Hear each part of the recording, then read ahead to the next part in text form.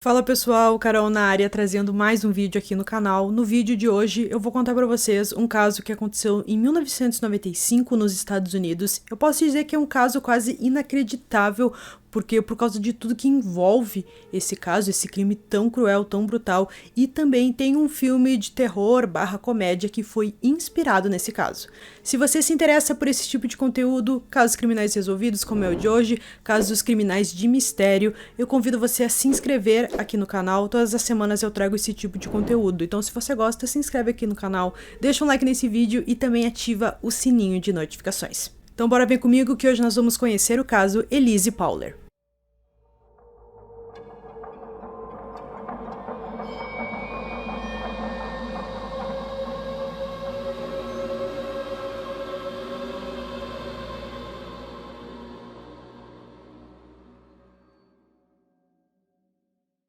Arroio Grande é uma cidade localizada no condado de São Luís Obispo, na Califórnia. Na década de 90, a população da cidade era de um pouco menos de 15 mil pessoas. Por se tratar de uma cidade pequena, crimes violentos não eram tão comuns assim por lá.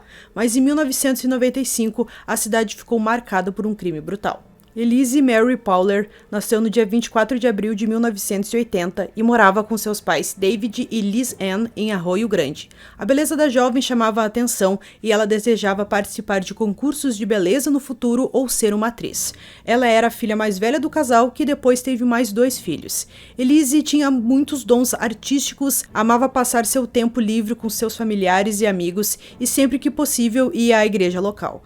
A garota frequentava Arroio Grande High School e por lá ela aprimorou seus dons artísticos e estava muito interessada em aprender novas línguas. A jovem foi descrita como muito independente e sociável. Ela tinha uma grande facilidade em fazer amigos e conversava com quase todas as pessoas da escola. Quando estava no ensino médio, ela começou a beber álcool e também se envolver com as drogas, e é claro que seus pais ficaram muito preocupados com isso. Teve uma vez até que ela ficou suspensa da escola por 5 dias porque ela foi pega bebendo álcool, então eles resolveram levá-la até um centro de apoio ali para que ela se recuperasse e também conseguisse ter um futuro melhor longe das drogas e do álcool. Quando ela ia até esse centro de recuperação, conheceu um jovem chamado Jacob Delasmuth, de 15 anos, de quem se aproximou bastante. Através do novo amigo, ela conheceu Joseph Fiorella, de 14 anos, e Royce Casey, de 16. Tanto Jacob quanto Joseph frequentaram a mesma escola em que Elise antes de serem expulsos.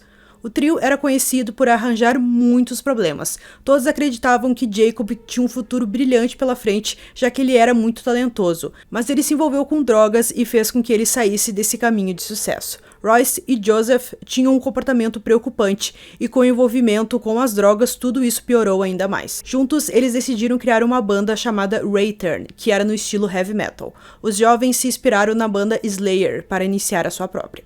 O trio começou a se interessar pelo satanismo e pelo ocultismo. Isso começou através do Joseph, que era muito interessado nisso, ele lia vários livros sobre isso, então ele apresentou isso aos seus 2 amigos e eles também se interessaram muito por esse assunto. Eles também gostavam daquela banda e a banda falava sobre esse tipo de conteúdo, falava as letras, né, era sobre serial killers, às vezes sobre crimes, ocultismo, satanismo. Isso fez com que eles criassem essa banda deles também e se interessassem ainda mais nesse tipo de conteúdo, como o ocultismo e o satanismo. A banda dos garotos não estava indo muito bem, ninguém conseguia ver um futuro para ela, então Joseph deu a ideia de que se eles oferecessem uma jovem virgem ao diabo, eles teriam todo o sucesso que queriam.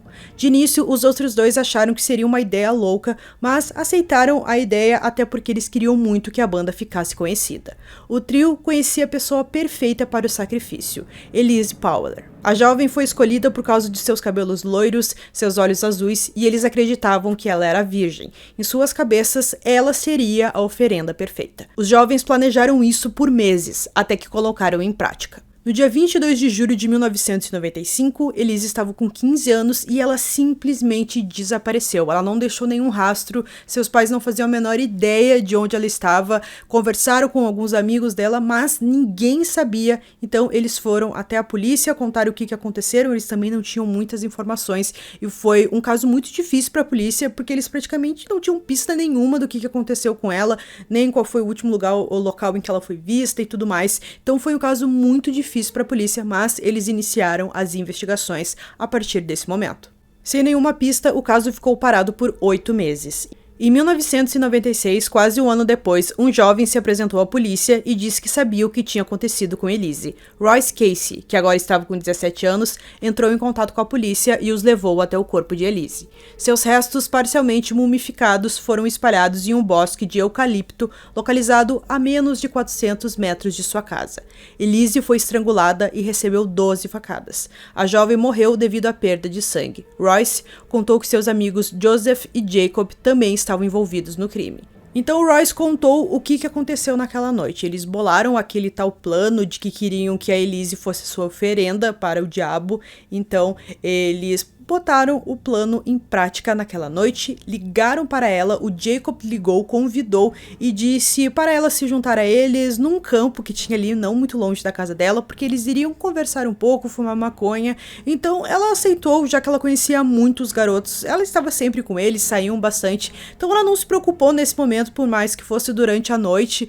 Ela acreditou que eles apenas iriam fazer isso, ela nunca imaginou quais eram as verdadeiras intenções deles, mas ela foi lá, fugiu de casa no meio da noite, então por isso que seus pais não faziam ideia de onde ela estava, ela não avisou onde iria, e ela foi com eles até o local. De início parecia tudo bem, eles estavam conversando, até que as coisas mudaram. No meio da conversa, Jacob a atacou colocando um cinto em volta do seu pescoço.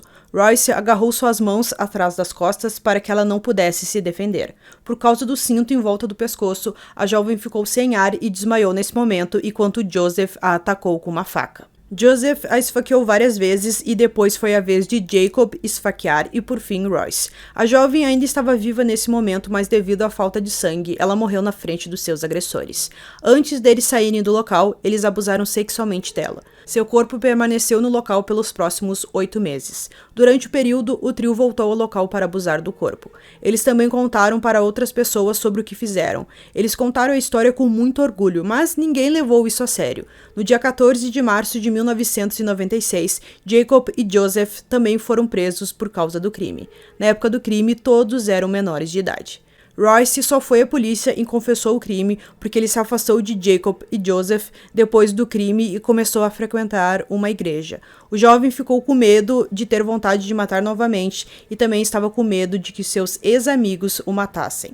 Jacob e Joseph deixaram bem claro que matariam de novo em nome de Satanás. Royce confessou que Joseph e Jacob tentaram matar Elise em um período anterior. Segundo ele, Jacob e Joseph, junto com um terceiro garoto não identificado, convidaram Elise para dar uma volta em uma mata com a intenção de matá-la, mas alguma coisa deu errado e eles desistiram. Tanto Jacob quanto Joseph negaram qualquer envolvimento com o satanismo, mas admitiram que todos participaram da morte da garota e que foram inspirados pela música da banda Slayer. Após o assassinato, a família de Elise entrou com um processo contra a banda Slayer, alegando que suas letras influenciaram os adolescentes a assassinar a jovem.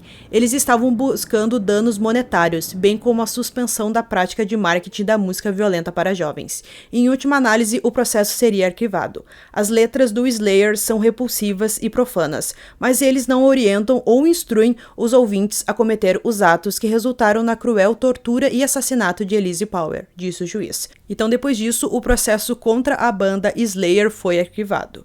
Os três foram julgados separadamente em 1997.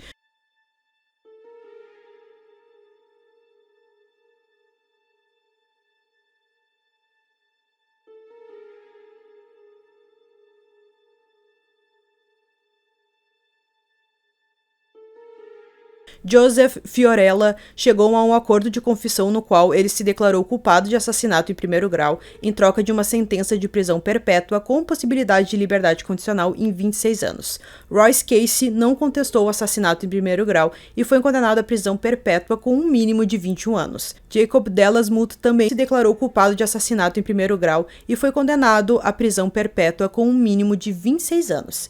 Em 2021, Royce teve uma chance de liberdade condicional. Alguns Alguns membros da família de Elise, incluindo seu pai, disseram que não se opuseram à liberação.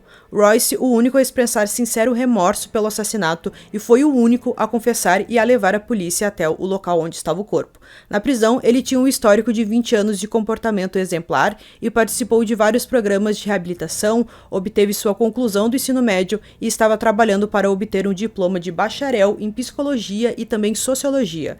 Durante sua audiência de condicional, ele descreveu Elise como uma pessoa verdadeiramente maravilhosa.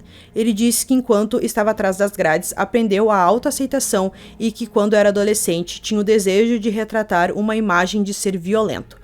Ele afirmou que quando pensava em Elise, pensava como é imenso o sofrimento que causei, que Elise não tenha mais vida por minha causa. Ele também acrescentou, ela teve que sentir tanta dor enquanto eu assassinei, então isso mostra que ele se arrependeu muito, mas ele foi o único.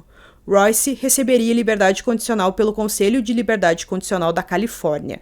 No entanto, o procurador do Distrito de São Luís Obispo escreveu uma carta ao governador se opondo à liberação. Na carta, ele escreveu que Royce nunca explicou adequadamente por que ele participou de um crime tão sádico e hediondo. Em uma última análise, o governador negou a concessão da liberdade condicional, revertendo a decisão do Conselho de Liberdade Condicional. Os três permanecem atrás das grades até o momento. Em 21 de março de 2017, o gabinete do procurador distrital apresentou uma moção para reembolsar o Conselho de Compensação de Vítimas do Estado, que pagou quase $35 mil à família de Powler pelos custos do funeral e aconselhamento. O escritório também procura determinar restituição adicional com base na perda de salários do pai de Powler, chamado David Powler. Em uma declaração judicial em fevereiro de 2017, David escreveu que não pôde trabalhar entre 1995 a 1998 e foi forçado a procurar aconselhamento de saúde mental. A angústia mental do assassinato de sua filha continuou a atormentar o Powler. Em 2014, ele se envolveu em uma briga no trânsito que ele disse ter sido estimulado pelo seu transtorno de estresse pós-traumático. Ele foi acusado de agressão, que acabou sendo demitido, e não contestou o delito de vandalismo. Ele recebeu liberdade condicional, uma multa de $500 e foi obrigado a fazer aulas de autocontrole. Nós temos um filme que foi lançado em 2009 chamado Garota Infernal. Acredito que é um filme que vocês conheçam. Ele é mais do estilo de terror / assim, comédia, não é bem um terror, tem algumas partes engraçadas e tudo mais. Então, esse filme, ele se inspirou nesse caso, até porque o contexto desse filme é de uma banda de rock que decide fazer ali um pacto com o diabo e oferecem uma garota como sacrifício. Então, é praticamente a mesma história que eu trouxe aqui pra vocês, só que, claro, né, lá é um filme, é tudo muito, uma ficção, diferente aqui do que aconteceu nesse caso real, que com certeza é um caso muito brutal. Então, pessoal, concluindo esse caso aqui pra vocês, essas últimas informações que eu trouxe sobre o pai, eu achei muito interessante a gente falar sobre isso, porque às vezes a gente foca tanto na vítima, tanto nos agressores, nos assassinos, que às vezes a gente esquece de falar da família. E vejam o quanto o pai sofreu, acredito que a mãe também sofreu muito com isso, e que praticamente a vida deles foi destruída. O pai ali teve o estresse pós-traumático, que isso é muito comum em pessoas que passam por esse tipo de coisa, né? Ainda mais que a filha deles ficou desaparecida por 8 meses. Imaginem o quanto foi difícil para o seu pai, para sua mãe, seus irmãos, qualquer pessoa ali envolvida nisso, pensar o que acontecia, imagina a angústia que essas pessoas sentiram, imagina a ansiedade que essas pessoas tiveram. Então, com certeza, é um caso que choca muito, até porque envolve muita coisa. Toda essa questão do ocultismo, do satanismo, e que deixa o caso ainda mais pesado, que na cabeça daqueles 3 jovens isso era o certo para ter a fama, então eles decidiram cometer esse crime tão brutal. A gente espera também que eles permaneçam na prisão, que a liberdade condicional não seja aceita para eles, que nem foi com Royce, não foi aceita, que eles permaneçam um bom tempo ainda atrás das grades. Eles eram muito jovens no momento em que cometeram esse crime, mas a gente espera então que eles fiquem por muito tempo. Então eu espero que vocês tenham gostado desse vídeo. Esse foi mais um vídeo aqui no canal. Durmam bem e até o próximo.